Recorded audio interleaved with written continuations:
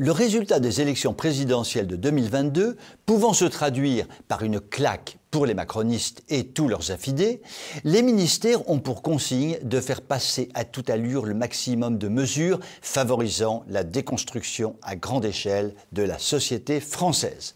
À cet égard, le ministère de l'Éducation nationale, truffé de socialo-communistes depuis la Libération, continue son œuvre de sape entrepris depuis 70 ans, sous l'œil attentif du pire des ministres que l'on puisse imaginer.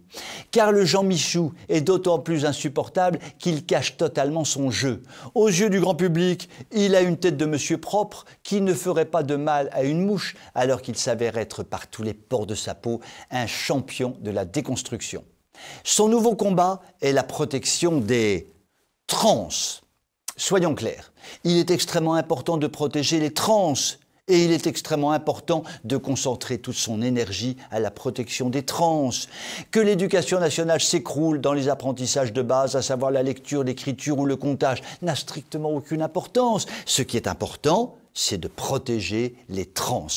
Rien que d'y penser, cela me met en transe. Le ministère de l'Éducation nationale vient donc de pondre une circulaire extraordinaire.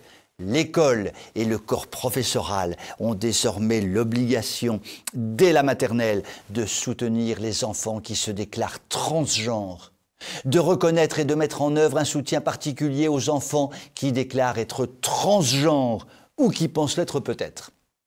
En pratique, ils doivent faire quoi les malheureux professeurs ?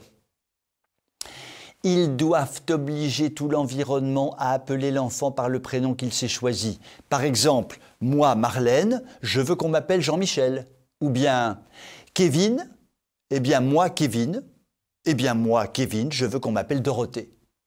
Autre obligation, accepter qu'un garçon arrive en jupe et maquillé et inversement. Autre obligation, autoriser l'accès aux toilettes, aux vestiaires et aux dortoirs du sexe correspondant à l'identité de genre ressentie. Eh bien moi, je vous le dis tout de go, je me ressens femme. Je veux m'appeler désormais Françoise et je veux être surveillante dans un dortoir de jeunes filles. Et moi, je vous le dis tout de go, ça va chauffer sec. Je vous souhaite une très bonne soirée.